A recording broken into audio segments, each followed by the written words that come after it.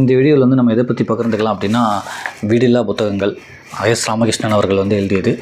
இந்த புத்தகத்தை பற்றி நான் 2-3 வீடியோ நான் போட்டிருப்பேன். இந்த புத்தகத்தோட ஒரு ஸ்பெஷல் என்னன்னா, எந்த ஒரு அனுபவத்தை வந்து எஸ்ரா அவர்கள் சொன்னாலுமே வந்து அதில் ஒரு புத்தகத்தை வந்து இணைச்சு சொல்லுவாங்க. அது ஒரு பழைய புத்தக கடையாக இருக்கலாம், இல்லைனா ஒரு எழுத்தாளரோட புத்தகமாக இருக்கலாம், இல்லைனா இதில் அவர் பதிவு பண்ணியிருக்க இன்ஃபர்மேஷனுக்கு தகுந்தாற் போல் ஏதாச்சும் ஒரு புத்தகத்தை வந்து கோட் பண்ணி சொல்லுவாங்க. அதுதான் வந்து இந்த வீடில்லா புத்தகங்களோட சிறப்பு. ஸோ இதுலேயுமே வந்து இப்போ நான் படிக்க போகிற பகுதியுமே வந்து அதுதான். என்னென்னா, அந்த மரம் அதை பற்றி சொல்கிறாங்க. அப்புறம் வந்து இயற்கையை பற்றி சொல்கிறாங்க. அந்த இயற்கையை பற்றி பாதுகாத்துட்டு அந்த மரம்லாம் நட்டுக்கிட்டு இருக்காங்களா, ரொம்ப ஃப்ரீயாகவே பண்ணிக்கிட்டு இருக்காங்களா, இதெல்லாம் வந்து ஒரு சமூக சேவை மாதிரி இயற்கையை பாதுகாத்துக்கிட்டு அந்த மாதிரி ஒரு 2 பேர்த்த சொல்கிறாங்க. அதுக்கு தகுந்த மாதிரியே வந்து ஒருத்தர் வந்து இந்த மரத்தையும் இயற்கையும் பற்றி ஒரு கதை எழுதியிருக்காங்க அப்படின்னு சொல்லி, அந்த பிரம்மாஸ் ஹேர் அப்படின்னு சொல்லி அந்த புத்தகத்தையுமே இங்கே வந்து கோட் பண்ணி சொல்கிறாங்க. அதுதான் வந்து இந்த பகுதியில் வந்து பார்க்க போகிறோம். முழுக்க மரம், இயற்கை, அப்புறம் அது ரிலேட்டடாக ஒரு புத்தகம், அப்புறம் ஒரு 2 பேரோட லைஃப். அதுதான் இந்த பகுதியில் வந்து நம்ம பார்க்க போகிறது. மரம் போல வாழ்வு. சென்னையில் உள்ள பிரபலமான பள்ளி ஒன்றுக்கு சென்றிருந்த போது வேப்பம்பூ எப்படி இருக்கும் என மாணவர்களிடம் கேட்டேன். எல்லோரும் வேப்பம்பூவை கண்டதே இல்லை என்கிறார்கள். உங்கள் பள்ளி வளாகத்தில் முன்பாகவே வேப்பம்பூ இருக்கிறதே, நீங்கள் பார்க்கவில்லையா என்று கேட்டேன். அந்த மரங்கள் புழுதி படிந்து அழுக்காக இருப்பதால் அதை தொடக்கூடாது என ஆசிரியர்கள் சொல்லியிருக்கிறார்கள் அப்படின்னு சொல்லிட்டு வந்து ஒரு ஸ்கூலுக்கு வந்து போகிறாங்க எஸ்ரா அவர்கள். அங்கே பிள்ளைங்கள்ட்ட வந்து வேப்பம்பூ, அந்த வேப்ப மரத்தில் உள்ள பூ தெரியுமான்னு கேட்டோடனே வந்து எங்களுக்கு அதெல்லாம் தெரியாது. உங்கள் ஸ்கூலுக்கு ஆப்போசிட்டில் இருக்கே, உங்கள் பள்ளிக்கு கிளாஸ்க்கு ஆப்போசிட்டில் அந்த மரம் இருக்கே அப்படின்னோடனே, இல்லை அந்த மரம் அழுக்காக இருக்கனால வந்து எங்கள்லாம் வந்து தொட வேணாம்னு சொல்லிட்டாங்க அப்படின்றாங்க. இன்னொன்று, அந்த பிள்ளைங்களுக்கு வந்து அந்த வேப்பம் பூவோ அந்த புளிய மரமோ அதை பற்றிலாம் எதுவுமே தெரியல அப்படின்னு சொல்கிறாரு. அது மட்டும் இல்லாமல் எஸ்ரா அவர்கள் இன்னொன்று என்ன சொல்கிறாங்கன்னா, அவர் படிக்கிற காலத்தில் வந்து அவங்க ஸ்கூலில் வந்து டூர் கூட்டு போவாங்களாம். அந்த இயற்கை சுற்றுலா அந்த மாதிரி டூர் கூட்டு போவாங்களாம். அங்கே வந்து அந்த மரங்கள், அந்த காடுகள், அந்த மாதிரி ரிலேட்டட் இடத்துல வந்து கூட்டிகிட்டு போயிட்டு, இது இந்த மரம், இது இந்த பூ, இந்த மரத்துக்கு வந்து இந்த மாதிரி பயன் இருக்குது, இந்த பூக்கு வந்து இந்த மாதிரி ஒரு பயன் இருக்குது, இந்த மரத்தில் இந்த மாதிரி ஒரு பூக்கள் பூக்கும், இந்த மரத்தில் வந்து இந்த டைமில் தான் இந்த பூக்கள்லாம் நமக்கு கிடைக்கும், இந்த மரத்தோட பயன் வந்து இந்த மாதிரி ஒரு இது அப்படின்னு சொல்லிட்டு நிறைய விஷயம் வந்து இயற்கை மரங்களை பற்றி சொல்லிக் கொடுப்பாங்களாம். அந்த மாதிரி இயற்கை சுற்றுலான்றதே ஒன்றும் அந்த ஸ்கூல் டைமில் கூப்பிட்டு போவாங்க. பட் இப்போ உள்ள ஸ்கூல் பிள்ளைங்களுக்கு வந்து அந்த மாதிரி கூட்டிகிட்டு போகிறாங்களா, அந்த மாதிரி கூட்டிகிட்டு போய் அந்த மாதிரி அறிமுகப்படுத்துறதே இல்லாதனால தான் வந்து இப்போ குழந்தைங்களுக்கு வந்து மரம்ன்றது ஒரு சாதாரண விஷயமா தெரியுது. அந்த மரமோ அந்த இயற்கையோ அதோட பயன்களோ வந்து குழந்தைங்களுக்கு எதுவுமே தெரியவே இல்லை.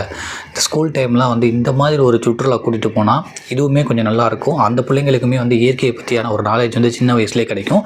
அவங்க கொஞ்சம் வளர இந்த மரங்களை பற்றி நடுறதெல்லாம் வந்து அவங்களுக்குமே நிறைய ஒரு முக்கியத்துவம் கொடுப்பாங்க அப்படின்றதுமே இங்கே பதிவு பண்ணுறாங்க. சுயம்பலம் அறியாத இந்த பிள்ளைகளுக்கு மரம் என்பது வெறு பெயர் மட்டுமே. கல்வி புலம் இப்படி பிள்ளைகளை உருவாக்கி வருவது ஒரு பக்கம் என்றால், இன்னொரு பக்கமோ மரம் நடுவதையும் வளர்ப்பதையும் தனது வாழ்வாக கொண்டிருக்கும் மனிதர்களும் நம்மோடு தான் இருக்கிறார்கள் அப்படின்னு சொல்லிட்டு ஒரு பக்கத்து வந்து குழந்தைங்களுக்கு வந்து அந்த மரத்தை பற்றியே தெரியாத மாதிரி இருக்குது. இன்னொரு பக்கத்து வந்து அந்த மரம் நடுறதுக்குன்னே வந்து தன்னோட வாழ்க்கையில் ஏகப்பட்ட வருஷத்தை வந்து ஒப்படைச்சவங்க நிறைய பேர் இருக்காங்க சொல்லி 2 பேர் இங்கே சொல்லியிருக்காங்க. ஈரோடு அருகே உள்ள காஞ்சி கோவிலில் நெசவு தொழில் செய்து வருபவர் நாகராஜன். இவர் தனது 17வது வயதில் இருந்து கடந்த 40 வருடங்களுக்கு மேலாக மரம் நடுவதையும் அதை பேணி வளர்ப்பதையுமே தனது அன்றாட பணியாக செய்து வருகிறார். அவரை காண்பதற்காக ஒரு முறை நண்பர்களுடன் சென்றிருந்தேன். எளிய ஓட்டு வீடு இன்முகத்துடன் வரவேற்று தான் நட்டு வைத்த செடிகள் எல்லாம் இன்று எவ்வளவு பெரிய மரங்களாக வளர்ந்து நிற்கின்றன என்பதை சுட்டிக்காட்டினார். நாகராஜனின் சிறப்பு, தானே விதைகளை தேர்வு செய்து முளைக்க வைத்து அந்த சிறு செடிகளை பள்ளி மாணவர்களின் துணையோடு இடம் தேடி நட்டு வைத்து செடிகள் கிளைத்து வளரும் வரை தானே நீர் ஊற்றி அதை சுற்றிலும் வேலி அமைத்து சீர்பட வளர்த்தெடுப்பது தான். இப்படி அவர் வைத்து வளர்த்துள்ள நூற்றுக்கணக்கான மரங்கள் இன்று மலைக்கோவிலை சுற்றி தோப்பாக வளர்ந்து நிற்கின்றன. இப்படி மரங்களை நேசிக்கும் மனிதர்கள் சத்தமின்றி செயலாற்றிக் கொண்டே இருக்கிறார்கள். தண்ணீர், காற்று, நிலம் என எல்லாவற்றையும் சுய லாபங்களுக்காக மாசுபடுத்தி வருகிற நம் காலத்தில் மரங்களை காக்கவும் வளர்க்கவும் அது குறித்து அறிந்து கொள்ளவும் வேண்டியது நம் அனைவரின் கடமையாகும். நான் முன்னாடியே சொன்ன மாதிரி இந்த புத்தகத்தில் வந்து எஸ்ரா அவர்களோட அனுபவத்தை வந்து சொன்னாலுமே அந்த அனுபவத்தை சொல்லிவிட்டு அதை ஒரு புத்தகத்தை பற்றியுமே சொல்லுவாங்க. அதுதான் இந்த புத்தகத்தோட ரொம்ப சிறப்பு. இந்த பகுதியிலேயுமே வந்து இந்த மரம் போல வாழ்வு, இந்த இயற்கையை பற்றி சொல்லிவிட்டு இயற்கைக்காக சப்போர்ட் பண்ணுற ஒரு பர்சன், இந்த ஈரோட்டில் உள்ள நாகராஜன், அவரை பற்றி சொல்லி ஒரு புக்கை பற்றியுமே வந்து சொல்கிறாங்க.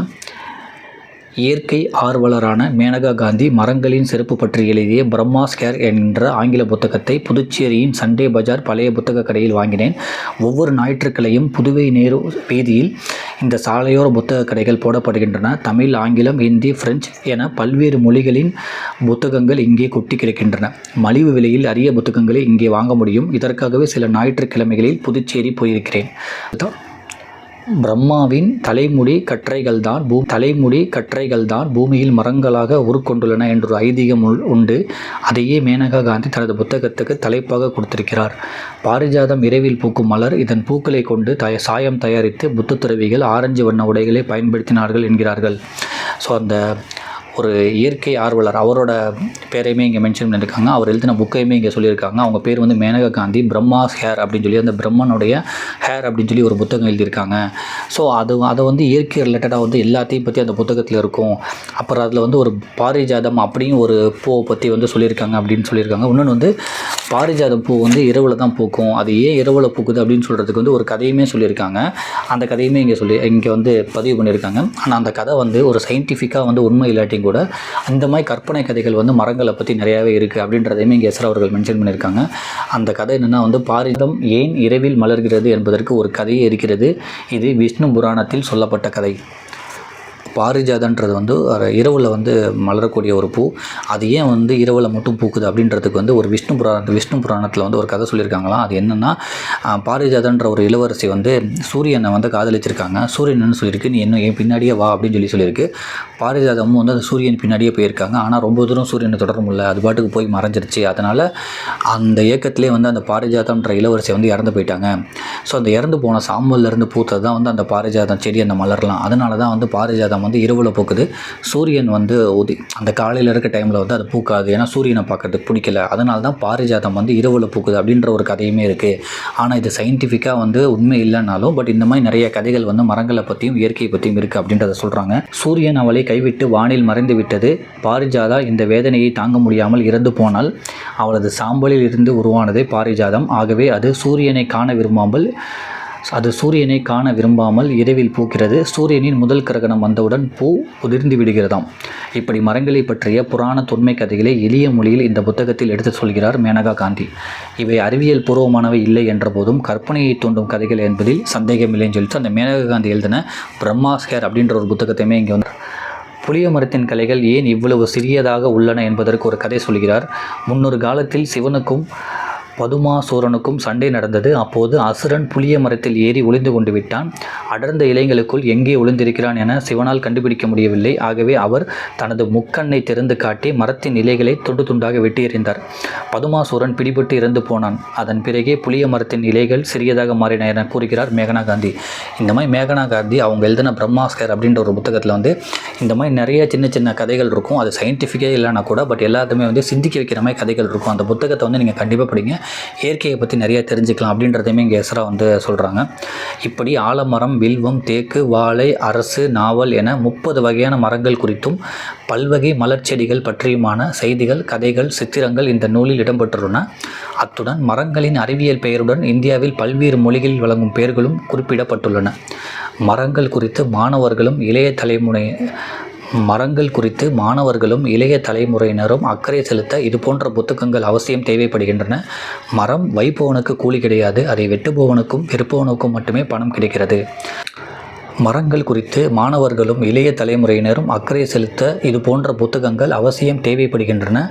மரம் வைப்பவனுக்கு கூலி கிடையாது, அதை வெட்டுபவனுக்கும் விற்பவனுக்கும் மட்டுமே பணம் கிடைக்கிறது என்றொரு வாசகத்தை இணையத்தில் படித்தேன். இதுதான் சமூக நிலை என்பது வருத்தமாக இருக்கிறதுன்னு சொல்லிட்டு இந்த பகுதியை வந்து முடிக்கிறாங்க. மரம் போல வாழ்வு அப்படின்னு சொல்லிட்டு இதில் வந்து முக்கியமாக வந்து இந்த சின்ன பிள்ளைங்களுக்கு வந்து இயற்கையை பற்றி ஒரு பெரிய ஒரு அறிவு வந்து நம்ம தான் வந்து கொடுக்கணும். அவங்கள வந்து இந்த மாதிரி ஒரு சுற்றுலா மாதிரி ஸ்கூல்லேருந்து அவங்கள பிள்ளைங்க கூட்டிகிட்டு போயிட்டு இந்த மரத்தை பற்றியோ இயற்கையை பற்றியோ வந்து நம்ம அந்த மாதிரி சொல்லணும். ஏகப்பட்ட டூர் கூப்பிட்டு போகிறப்ப இந்த மாதிரி ஒரு டூர் கூப்பிட்டு போய் இந்த மரம், அந்த மரத்தின் பயன்கள், இந்த மரம் வந்து எத்தனை வருஷம் இருக்கும் அதெல்லாம் வந்து சொன்னால் இன்னும் கொஞ்சமே நல்லாயிருக்கும். அவங்களுக்கும் இயற்கையை பற்றி தெரியும், மரத்தோட முக்கியத்துவம் எப்படின்றது தெரியும். அவங்களுமே வந்து அந்த இயற்கைக்கும் மரம் நடுறதுக்கும் வந்து இம்பார்ட்டன்ட் கொடுப்பாங்க, முக்கியத்துவம் கொடுப்பாங்கன்றதையுமே இங்கே பதிவு பண்ணுறாங்க. அதுக்கப்புறம் வந்து நாகராஜன் அப்படின்றவர், ஈரோடில் உள்ள நாகராஜன் வந்து 40 வருஷமாக இயற்கைக்கும் அந்த மரத்துக்கும் அந்த விதைகளுக்கு வந்து எப்படி ஒரு சப்போர்ட்டாக இருக்காருன்றத ஒரு கதையுமே இங்கே சொல்கிறாங்க. அதுக்கு அதுக்கப்புறம் மேகனா காந்தி அப்படின்ற ஒரு ரைட்டரை பற்றி அவங்க எழுதின பிரம்மாஸ் ஹேர் அப்படின்ற ஒரு புத்தகத்தை பற்றியும் இங்கே சொல்கிறாங்க. நீங்கள் வந்து இயற்கையை பற்றி நிறையா தெரியணும்னா கிட்டத்தட்ட வந்து ஒரு 30 இயற்கை மரங்களோட அறிவியல் பெயர்களோட அதோட பயன்கள் எல்லாத்தையுமே வந்து அந்த புத்தகத்தில் சொல்லியிருக்காங்க. இயற்கையை பற்றியும் அந்த மரங்களை பற்றியும் தெரிஞ்சுக்கணுன்னா நீங்கள் அந்த புத்தகத்தை படிங்க அப்படின்னு சொல்லி மேகனா காந்தி அந்த ஒரு எழுத்தாளரை பற்றியுமே இங்கே சொல்லியிருக்காங்க. லாஸ்ட்டாக வந்து இங்கே உள்ள சமூகத்தில் வந்து இந்த இயற்கையை பற்றி மரங்களை பற்றி எல்லாமே தெரிஞ்சுக்கணும் அப்படின்றதையுமே இங்கே பதிவு பண்ணுறாங்க. அதுதான் இந்த பகுதியில் வந்து நான் சொல்ல வந்தது. வீடில்லா புத்தகங்கள் எஸ் ராமகிருஷ்ணன் எழுதுது. ஸோ நீங்கள் வாய்ப்பு இருந்தால் அந்த புத்தகத்தை படிங்க. ஒரு பகுதி இந்த புத்தகத்தில் படிக்கும் போதே வந்து ஏதாச்சும் ஒரு பழைய கடைவீதியில் உள்ள புக்கோ இல்லை ஏதாச்சும் ஒரு எழுத்தாளரோட புக்கோ வந்து இதில் ஒரு கோட் பண்ணியிருப்பாங்க. அதுதான் அந்த புத்தகத்தோட ஸ்பெஷல்னு சொல்லி நான் முன்னாடியே சொல்லியிருந்தேன். நீங்கள் படித்து பார்த்தா அது உங்களுக்கே தெரியும். நன்றி.